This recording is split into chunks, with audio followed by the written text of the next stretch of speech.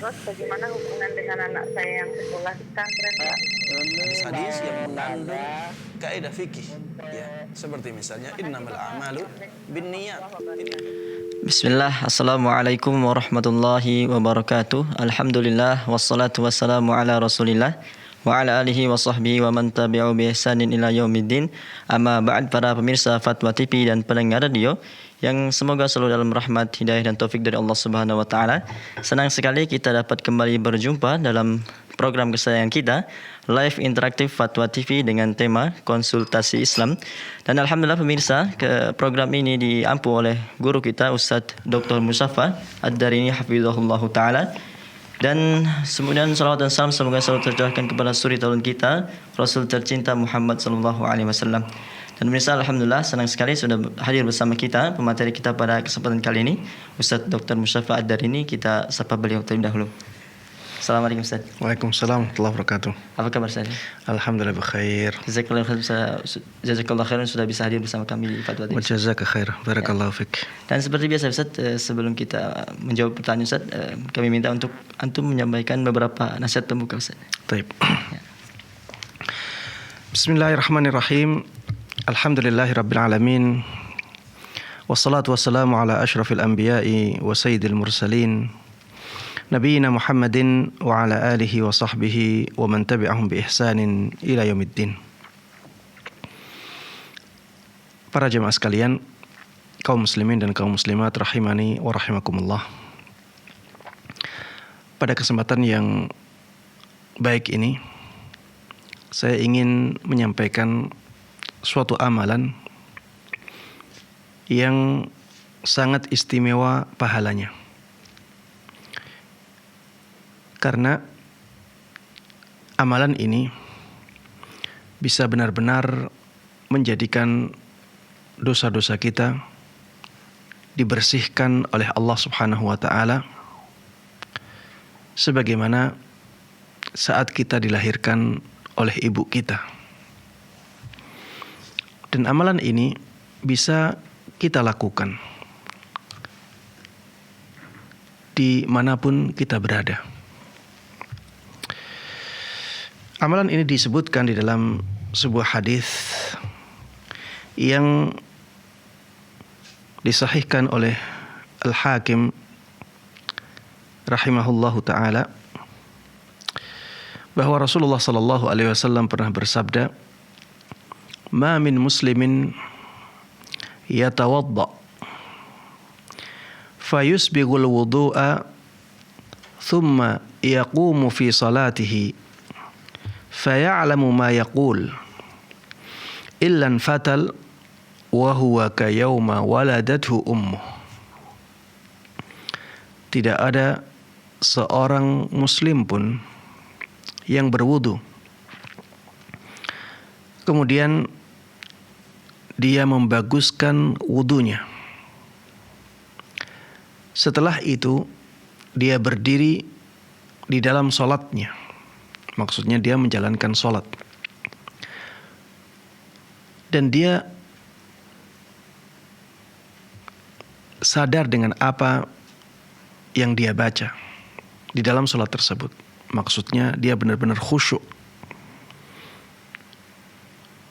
Dia merenungi bacaan-bacaan dia di dalam sholat tersebut. Kalau ini dia lakukan, maka in fatala, dia selesai dari sholat tersebut dalam keadaan bersih dari dosanya, sebagaimana di hari dia dilahirkan oleh ibunya. Hadis yang sangat agung pahalanya. Dan bisa kita lakukan dimanapun kita berada. Yang penting kita berwudu dengan sebaik mungkin. Kemudian kita sholat. Dan kita benar-benar khusyuk di dalam sholat itu dari awal sholat sampai akhir sholat. Maka dengan amalan ini Allah Subhanahu wa ta'ala akan mengampuni semua dosa kita. Sampai-sampai keadaan kita seperti ketika kita dilahirkan oleh ibu kita, benar-benar bersih. Ada juga riwayat, ya, riwayat lain yang semakna dengan hadis ini. Diriwayatkan oleh Imam Abu Dawud dan sanadnya dikatakan oleh Syekh Albani rahimahullahu taala hasan sahih. Dari sahabat Zaid ibn Khalid al-Juhani radhiyallahu taala anhu bahwa Rasulullah sallallahu alaihi wasallam pernah bersabda, "Man tawadda'a fa ahsana wudu'ah." Barang siapa yang berwudu dan dia membaguskan wudunya. Thumma shalla rak'atain. Kemudian setelah itu dia salat 2 rakaat. La yashu fihima. Di dalam 2 rakaat tersebut dia tidak lalai sama sekali.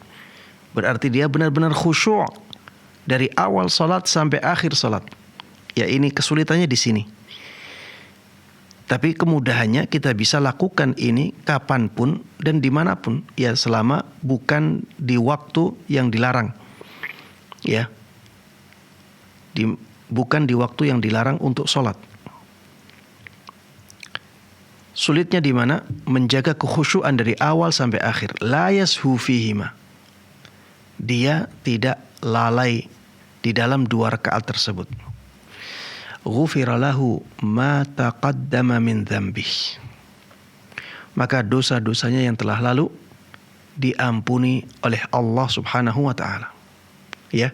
Kata-katanya ma taqaddama min dzambih.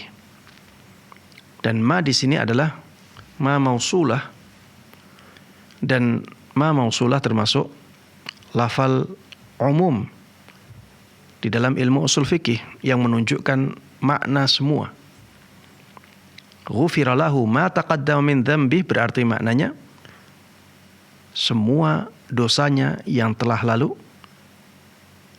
diampuni oleh Allah Subhanahu wa taala, ya. Dan ini dijelaskan dengan sangat tegas dalam riwayat yang saya sebutkan sebelumnya.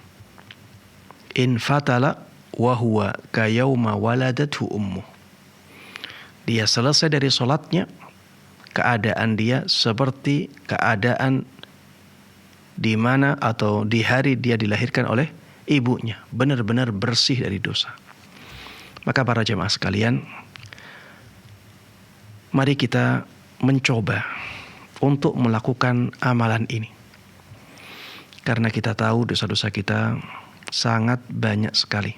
Mudah-mudahan dengan amalan yang sangat istimewa ini, Allah Subhanahu wa taala bisa mengampuni dosa-dosa kita dan mengembalikan keadaan kita bersih dari dosa-dosa sebagaimana saat kita dilahirkan oleh ibu kita.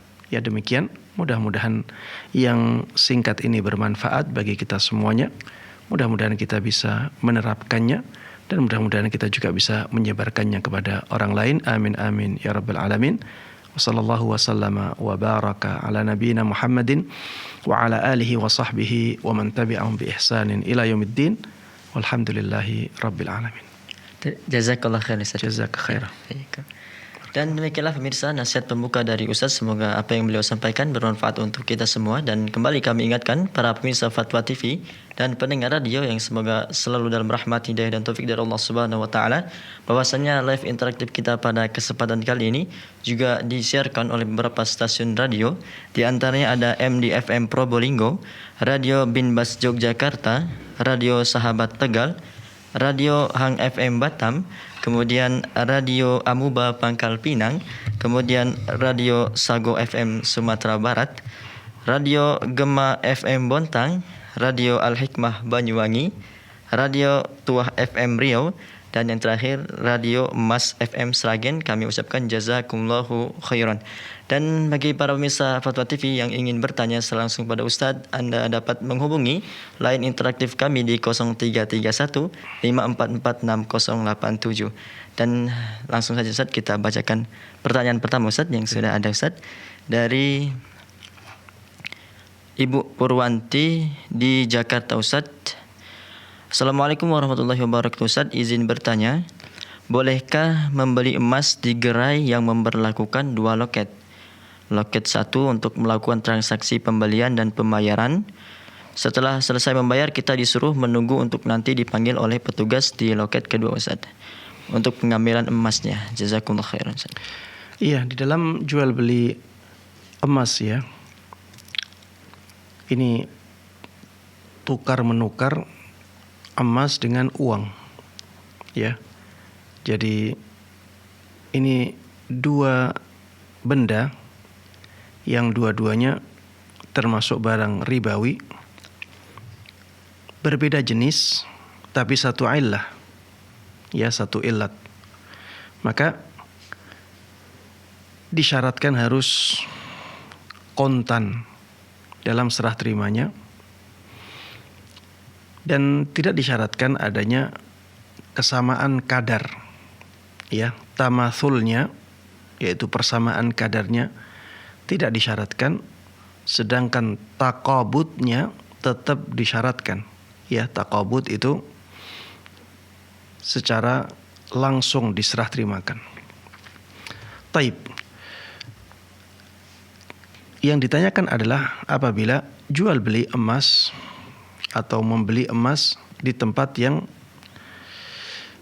diatur dengan adanya 2 loket.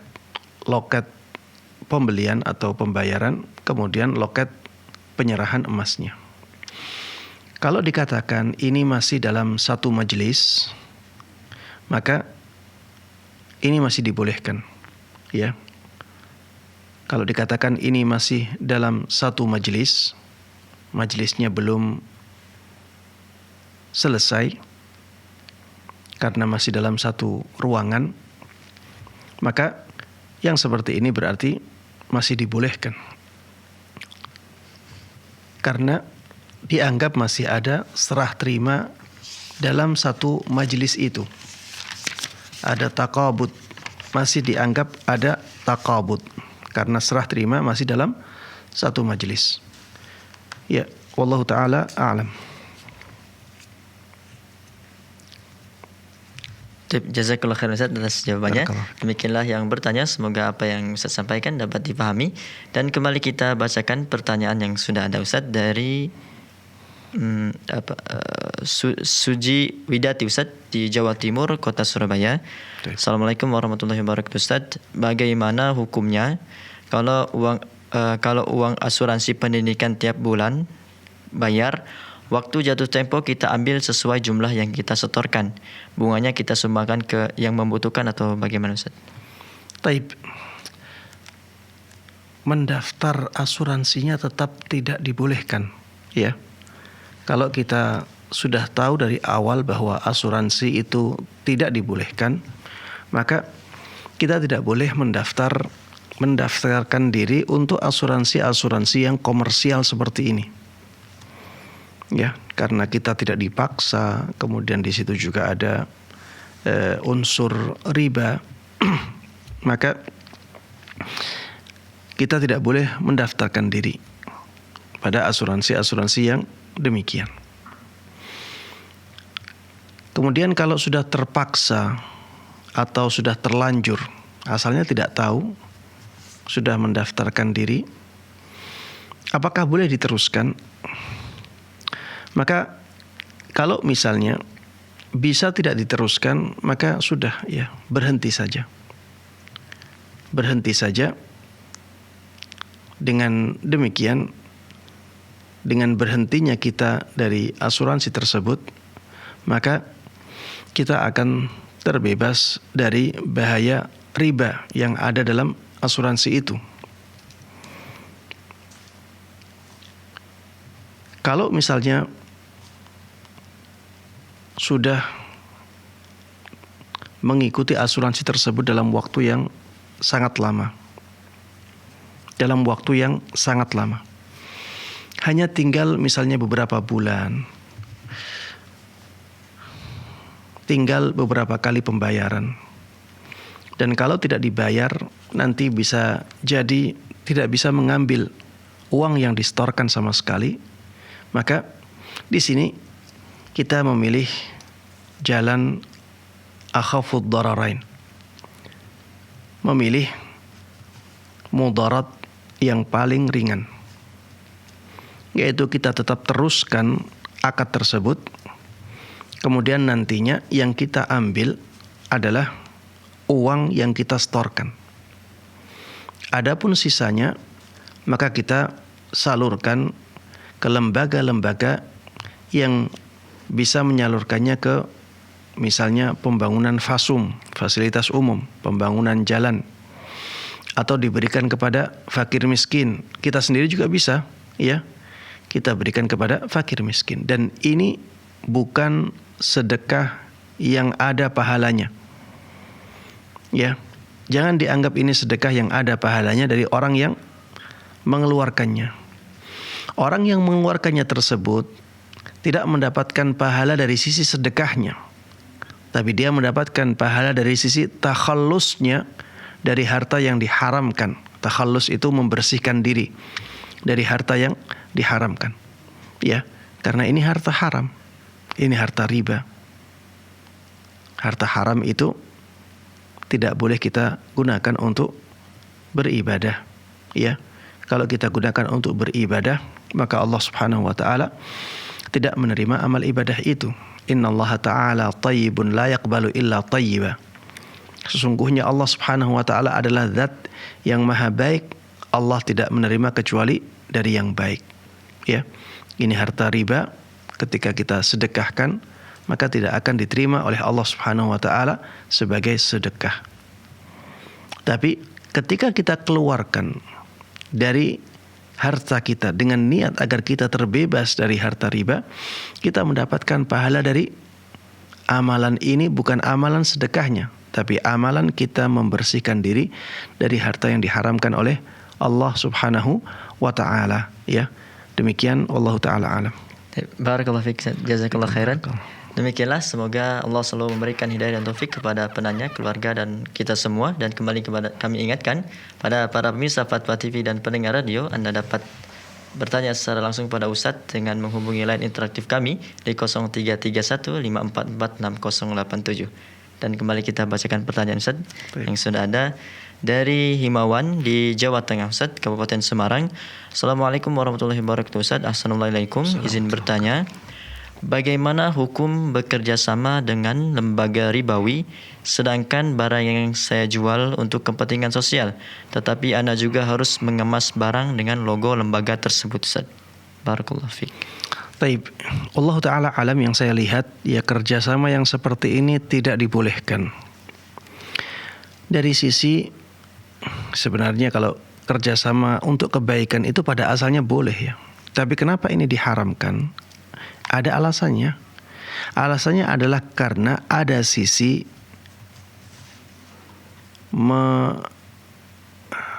mengiklankan lembaga ribawi, ya, mempromosikan lembaga ribawi.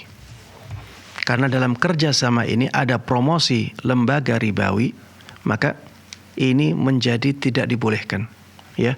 Wallahu ta'ala alam. Kalau misalnya tidak ada sisi ini, maka insya Allah masih dibolehkan. Tapi karena ada sisi promosi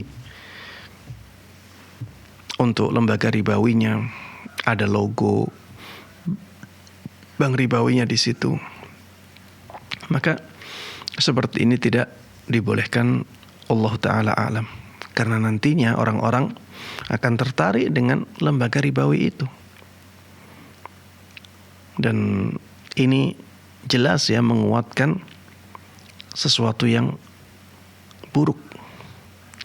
Dan ada sisi ta'awun 'alal itsmi wal 'udwan. Bekerja sama dalam dosa dan dalam tindakan kezaliman. Padahal Allah Subhanahu wa taala melarang kita melakukan yang demikian. Wala ta'awanu 'alal itsmi wal 'udwan. Wallahu taala. Jazakallahu khairan, Ustaz. Wa jazaka khairan. Barakallahu. Demikianlah, semoga Allah selalu memudahkan urusan yang bertanya beserta keluarga. Dan sudah ada penelpon yang bergabung, Ustaz. Kita Baik. sapa terlebih dahulu. Assalamualaikum Fatwa TV. Ya, waalaikumsalam. Ya, dengan Bapak siapa di mana? Dengan hamba Allah di Masuji Lampung. Ya, silakan Bapak. Yang saya ingin tanyakan, orang yang sekarat boleh nggak dibacakan surat Yasin? Baik. Ya, yang kedua mohon maaf Pak ya. Ya. Saya ada satu pertanyaan lagi. Bagaimana cara mempertahankan sunnah? Karena sekarang ini menghidupkan sunnah banyak sering dihina orang dan banyak pelecehan di masyarakat kita, Pak. Ya. Baik. Cukup Bapak. Ya, terima kasih Pak ya. Jazakallah khair Bapak. Ya. Assalamualaikum warahmatullahi. Baik, pertanyaan yang pertama, bolehkah membacakan Yasin untuk orang yang sedang sekarat? Ya.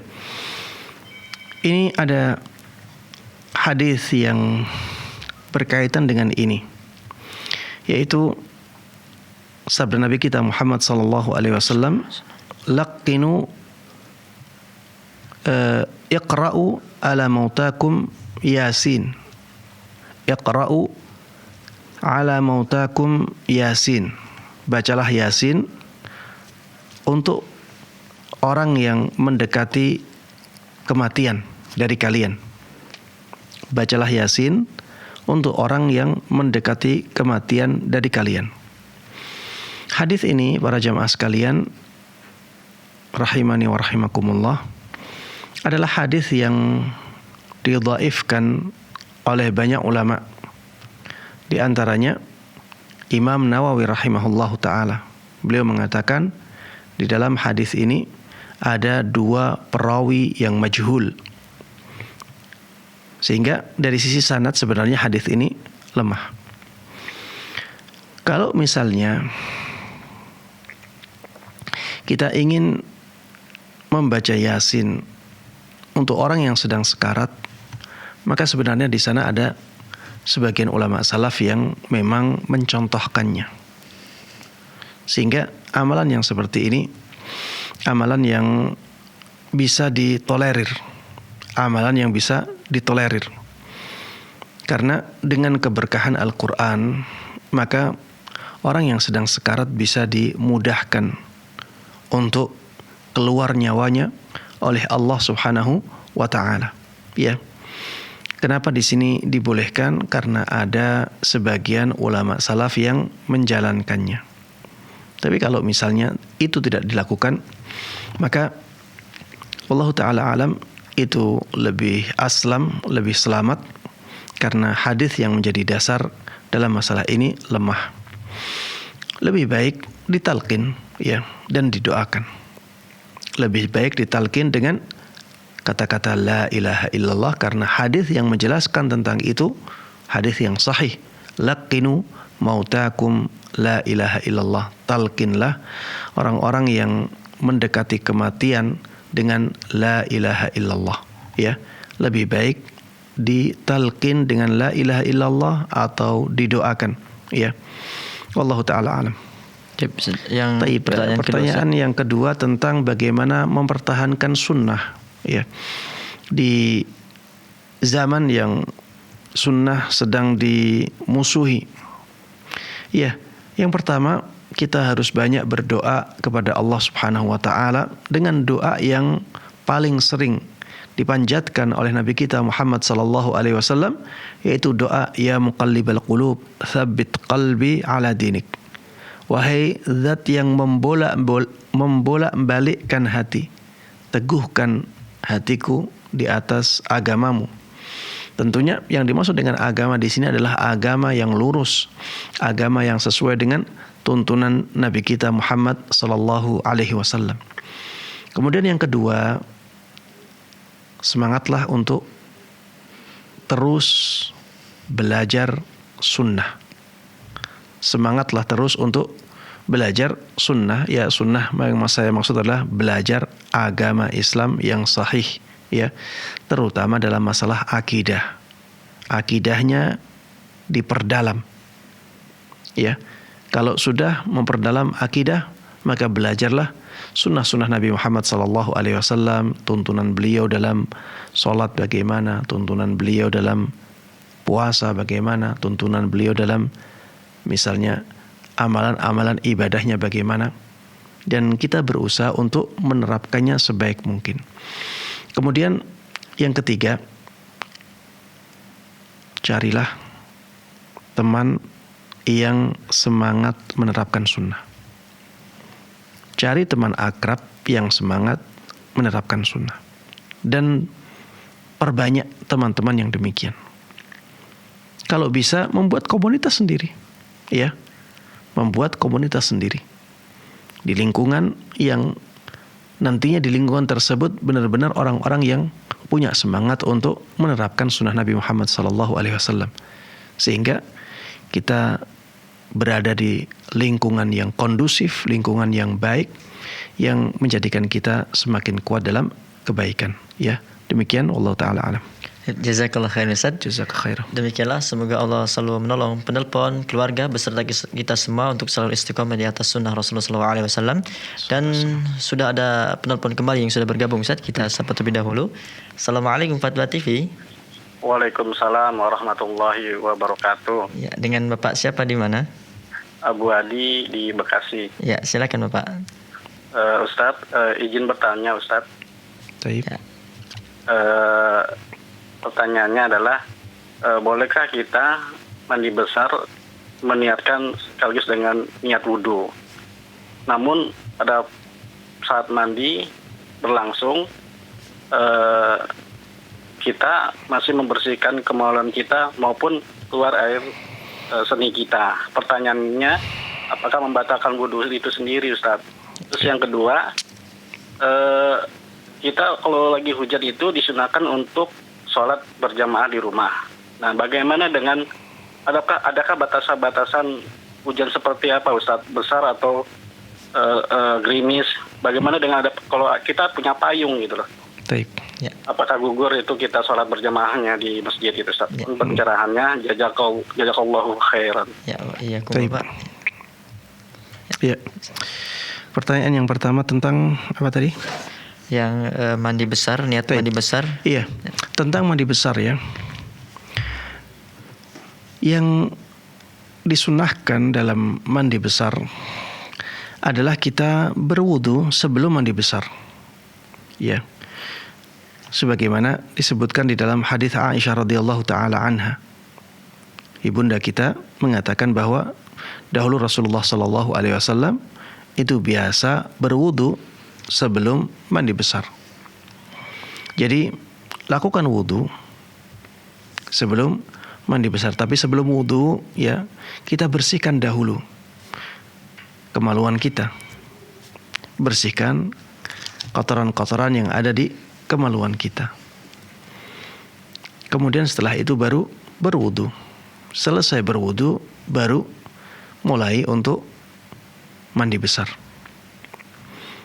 Ini bisa kita lakukan. Kita juga bisa melakukan cara mandi yang disebutkan oleh ibunda kita Maimunah radhiyallahu taala anha. Dan cara ini agak berbeda dengan cara yang disebutkan oleh ibunda kita Aisyah radhiyallahu taala anha. Jadi kita membersihkan kotoran-kotoran yang ada di kemaluan kita sampai benar-benar bersih. Kemudian kita mulai berwudu. Sebelum kita membasuh kedua kaki, yang itu adalah akhir dari wudu kita, kita masuk ke ibadah mandi. Jadi kita langsung mandi. Kita belum menyelesaikan wudu ini, tapi kita langsung mandi. Ya, di dalam hadis ini dikumpulkan antara wudu dan mandi dalam satu amalan. Kemudian setelah selesai mandinya, baru membasuh kedua kaki. Taib, apakah wudu ini bisa berguna? Maksudnya menghilangkan hadas kecil? Jawabannya iya. Dia menghilangkan hadas kecil. Bahkan sebagian ulama mengatakan bahwa ketika seseorang sudah mandi besar, maka hadas kecilnya juga akan hilang. Namun wallahu taala alam, apabila dia melakukan hadas kecil di tengah-tengah mandinya, yang ana lihat hadas kecilnya menjadi tidak terangkat, atau dikatakan dia batal, ya. Sehingga kalau dia ingin benar-benar tidak wudu sama sekali, maka dia harus menjaga saat mandinya agar tidak melakukan pembatal wudu. Misalnya memegang kemaluan, ya. Menurut pendapat yang mengatakan bahwa itu membatalkan wudu, jangan dilakukan, ya. Kalau ingin misalnya memegang kemaluan, ya bisa memegangnya dengan penghalang, sehingga tidak memegang kemaluan secara langsung, dan itu tidak membatalkan wudu. Kemudian jangan sampai kencing. Kalau kencing berarti dianggap wudunya batal. Kemudian jangan sampai buang air besar juga, karena itu bisa membatalkan wudu. Kemudian jangan misalnya buang buang angin. Ini juga membatalkan wudu. Kalau terjadi pembatal wudu, maka setelah kita mandi, kita harus mengulangi wudu kita untuk menghilangkan atau mengangkat hadas kecilnya. Wallahu ta'ala a'lam. Taib.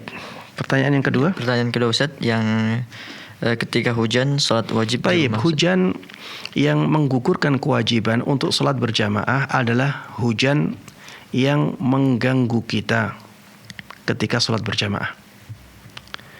Walaupun hujannya rintik-rintik misalnya, tapi jarak antara kita sampai masjid jauh, sehingga ketika sampai di masjid baju kita basah, maka ini mengganggu kekhusyuan salat kita. Maka ketika keadaannya demikian, kita punya uzur untuk tidak salat berjamaah di masjid.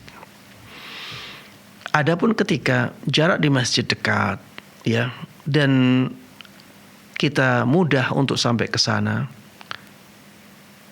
hujannya rintik-rintik, maka ini tidak menggugurkan kewajiban kita untuk salat berjamaah di masjid. Begitu pula apabila kita punya sesuatu yang sangat mudah, ya, misalnya rumah kita dekat, kita punya payung, walaupun hujannya lebat, karena hujan ini menjadi tidak mengganggu dia sama sekali. Dia punya payung sekarang dan jaraknya dekat, maka yang seperti ini tidak menggugurkan kewajiban dia untuk sholat di masjid. Berbeda kalau hujannya sangat lebat dan dia tempatnya jauh, ini akan sangat memberatkan dia, ya. Yang seperti ini akan menjadikan kewajiban dia untuk sholat di masjid gugur, ya, sehingga dia dibolehkan untuk sholat di rumahnya.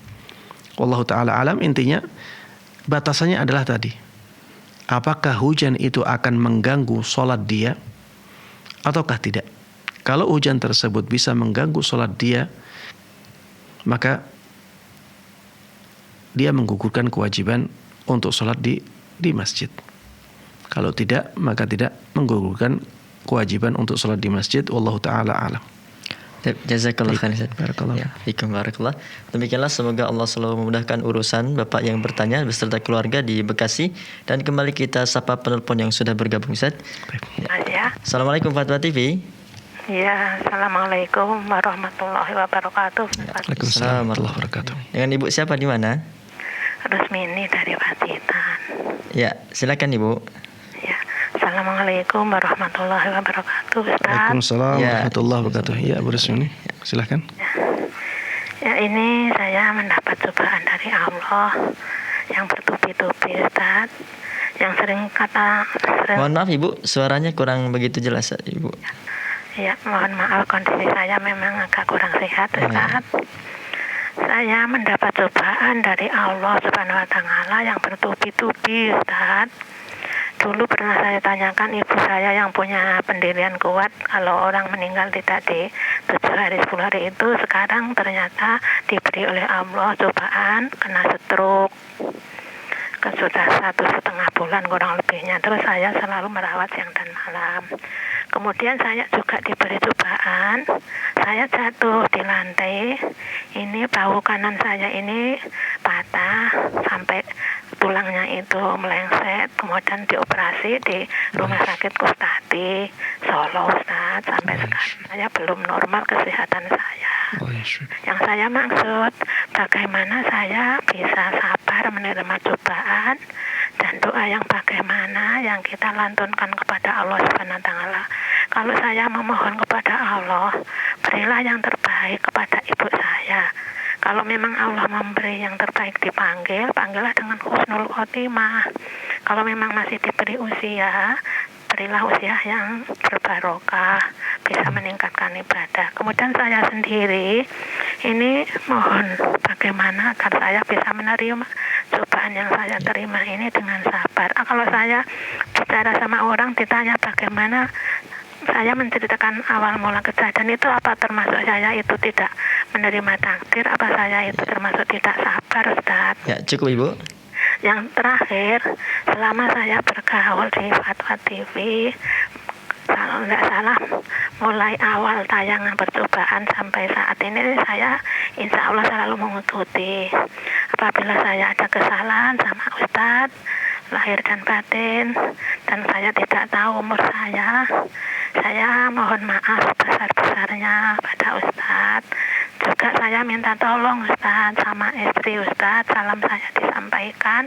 Juga apabila ada kesalahan saya, mungkin kalau saya bicara di luar saya ada yang kurang sopan, saya sampaikan Ustadz, tolong minta dimaafkan dan saya mohon maaf. Cukup Ibu. Kalau saya dipanggil dengan husnul khotimah. Sisa umur yang berbarokah Ustaz. Sekian saja, kurang lebihnya mohon maaf dan saya kumullah khairan. Assalamualaikum warahmatullahi wabarakatuh. Waalaikumsalam warahmatullahi wabarakatuh. Iya, pertanyaannya tentang bagaimana agar kita bisa menerima ujian dengan sabar ketika ujian tersebut bertubi-tubi. Bagaimana kita bisa menghadapinya dengan sabar? Yang pertama yang harus kita ingat ya, bahwa dunia ini memang penjara bagi seorang mukmin. Dikatakan oleh Nabi kita Muhammad sallallahu alaihi wasallam, ad-dunya sijnul mu'min. Dunia adalah penjara bagi seorang mukmin. Dan kita tahu bahwa di penjara ada banyak yang tidak mengenakkan.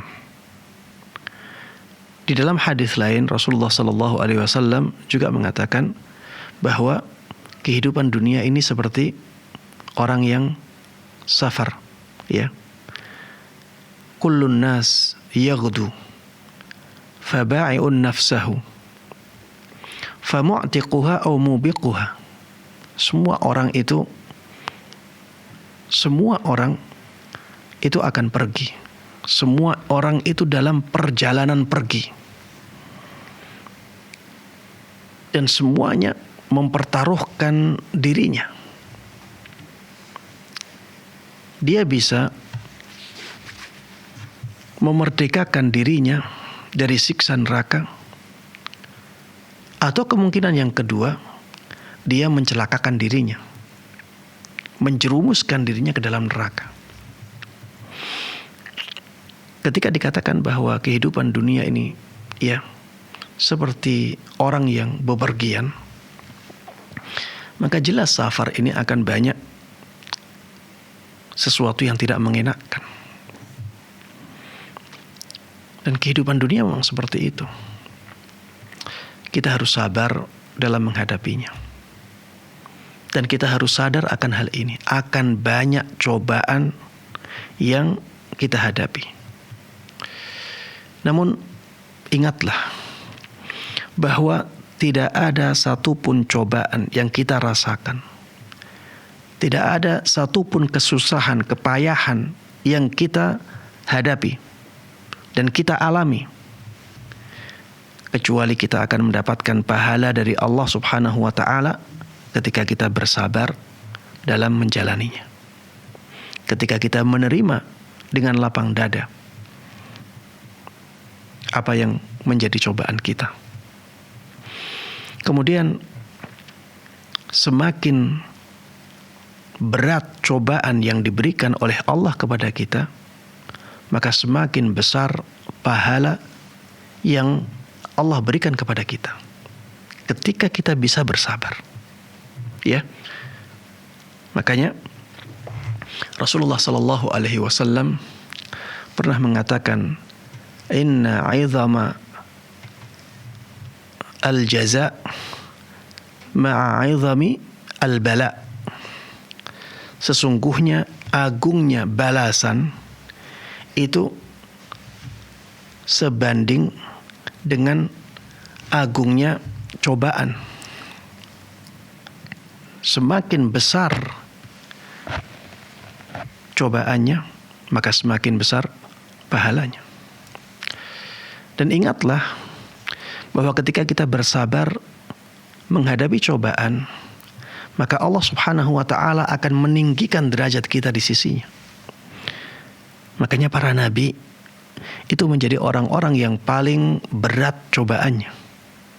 Dikatakan oleh Nabi kita Muhammad sallallahu alaihi wasallam, "Asyaddun nasi bala'an al-anbiya, thumma al-amthalu fal-amthal."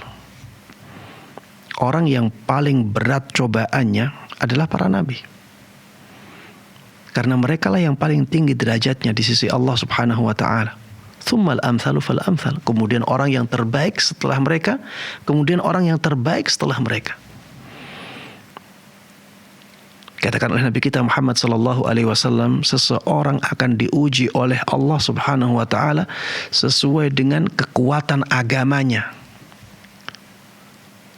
Maka ketika kita diuji oleh Allah Subhanahu wa ta'ala dengan ujian yang berat, padahal kita benar-benar ingin berjalan di atas agamanya yang lurus, ini pertanda bahwa Allah Subhanahu wa ta'ala sangat menyayangi kita.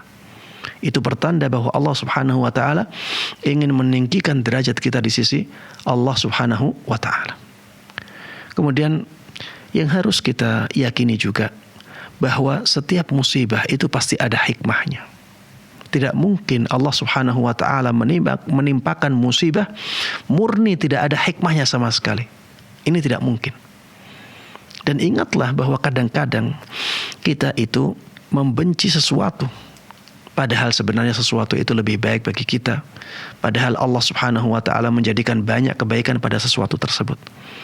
Ingatlah hal-hal ini, sehingga kita bisa menerima musibah tersebut dengan sabar, dengan hati yang lapang. Ingatlah bahwa Allah Subhanahu wa ta'ala tahu keadaan kita. Allah Subhanahu wa ta'ala tahu bagaimana kesusahan kita. Makanya berdoalah terus kepada Allah Subhanahu wa ta'ala. Kembalilah terus kepada Allah Subhanahu wa ta'ala. Dan bersabarlah. Ya. Adapun tadi ditanyakan apakah ketika ditanya bagaimana peristiwanya terjadi kok bisa seperti ini, kemudian kita ceritakan, maka ini bukan berarti kita tidak terima dengan takdir, ya. Bisa saja kita ceritakan dan kita katakan qadarullah wa ma syaa fa'al. Kita katakan qadarullah wa ma syaa fa'al, takdir Allah ini. Inilah takdir Allah, dan apapun yang Allah kehendaki itu yang dilakukan oleh Allah Subhanahu wa ta'ala.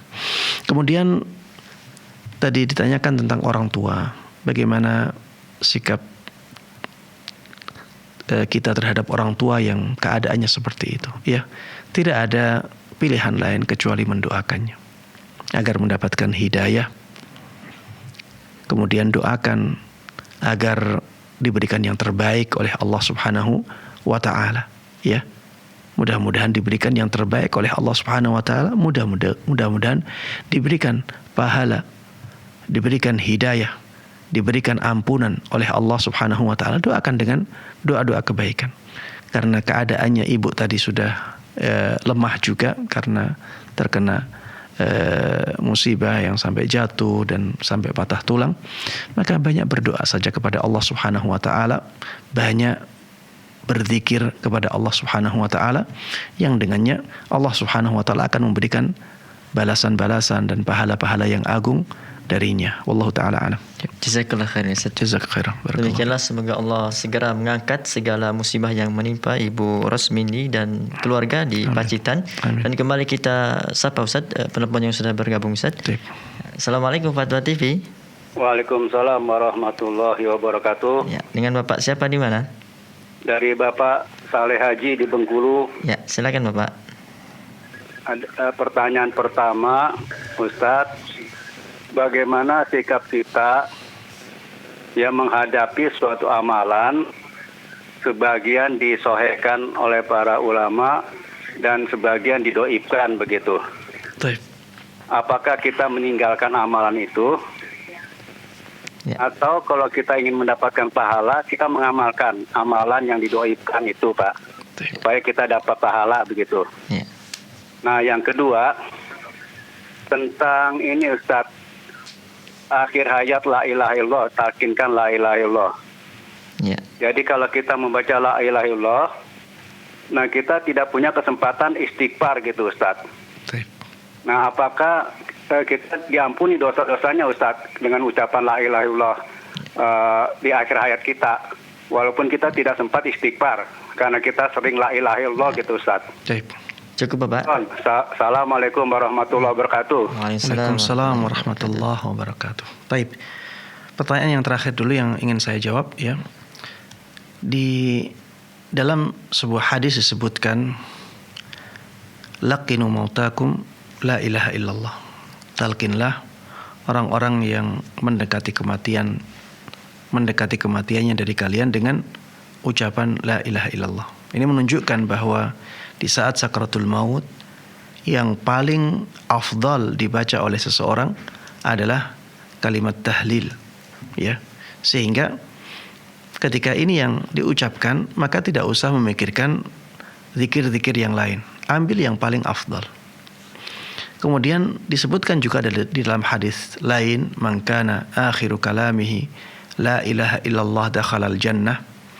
Barang siapa yang akhir ucapannya adalah la ilaha illallah, maka dia pasti masuk surga. Ini juga menunjukkan ya bahwa di akhir hayat kita, ya, di saat-saat sakaratul maut, di saat-saat kita dekat dengan kematian, maka kita diperintahkan untuk fokus membaca la ilaha illallah, ya. Berbeda ketika kita tidak merasakan kedekatan ajal itu, dan kita merasa masih banyak dan masih panjang waktu hidup kita.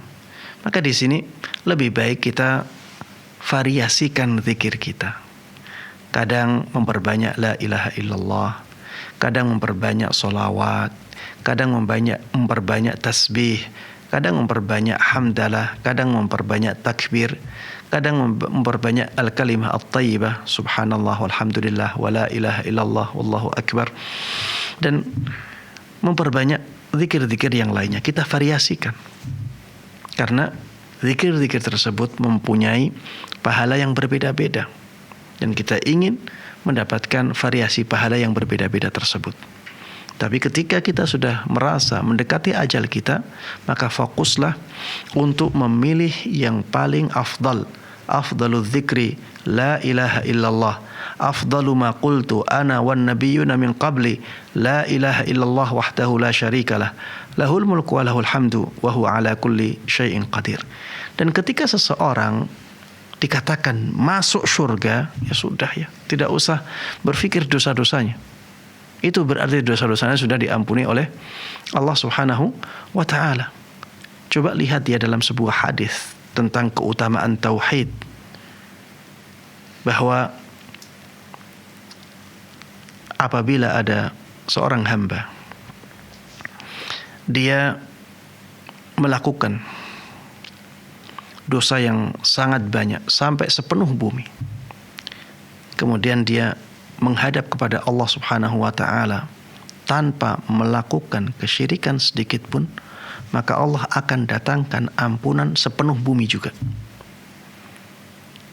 Ya, kalau seseorang misalnya bertaubat dari kesyirikannya, kemudian mengakhiri hidupnya dengan la ilaha illallah, dengan kalimat tauhid, tentunya Allah Subhanahu wa taala akan memaafkan, mengampuni dosa-dosanya. Ya, Allah taala alam. Pertanyaan yang pertama? Pertanyaan pertama Ustaz, bagaimana sikap kita menghadapi amalan yang ada khilaf Ustaz?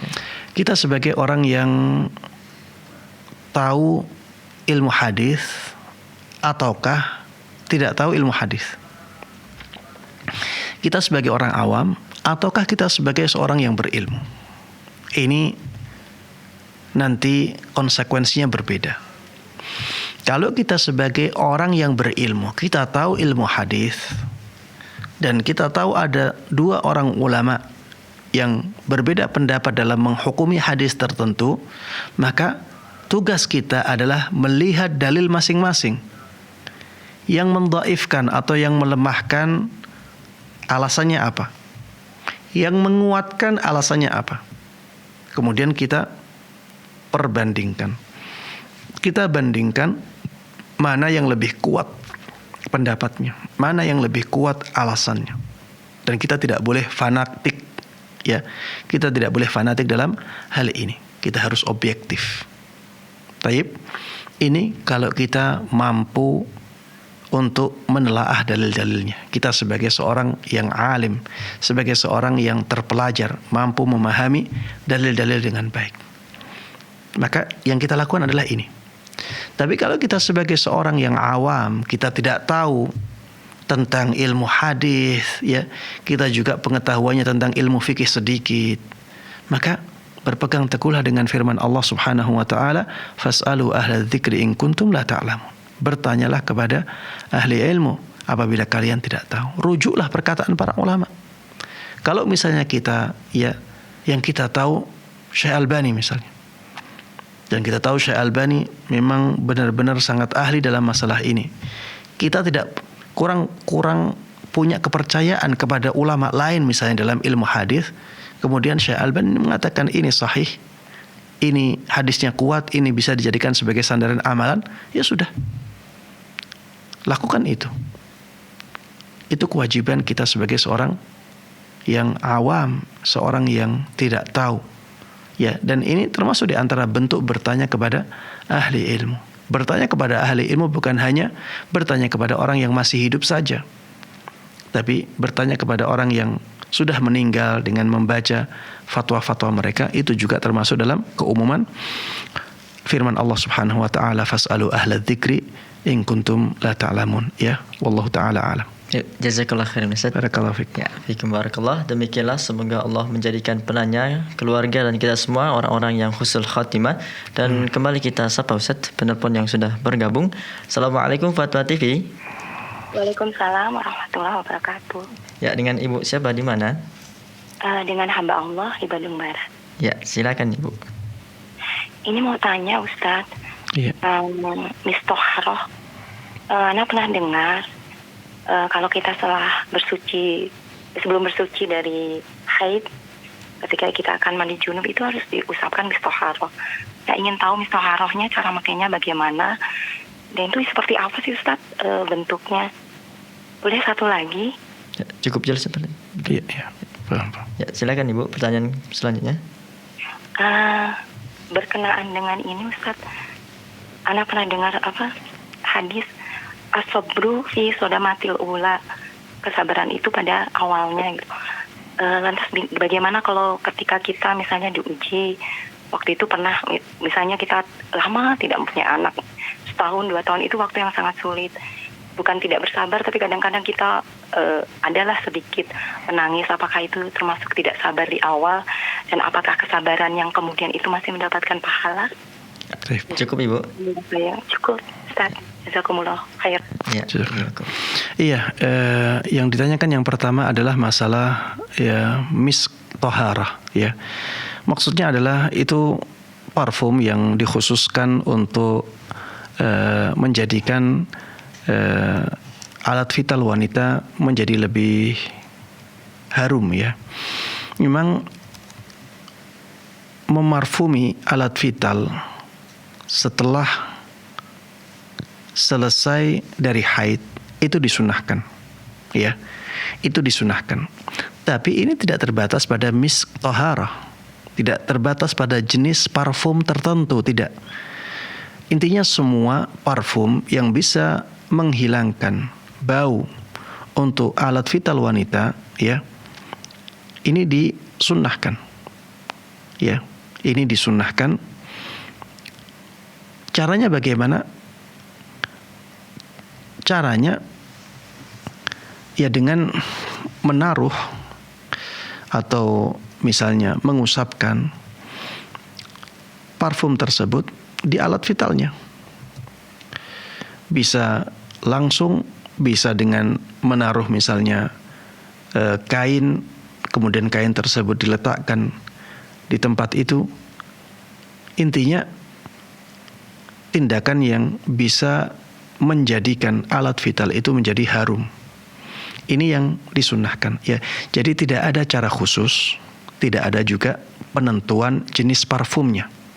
Yang penting menjadikan tempat tersebut harum dan hilang bau tidak enaknya. Ya. Ini untuk pertanyaan yang pertama. Pertanyaan yang kedua tentang yang hadis kesabaran ada pada Allah. Taib. Kesabaran memang disebutkan di dalam hadis. Sabar yang hakiki adalah sabar yang di awal musibah datang. Ya, sabar di awal musibah datang. Ini sabar yang sejati. Ketika seseorang di awal musibah dia melakukan sesuatu yang tercela, maka kesabaran sejatinya memang hilang darinya.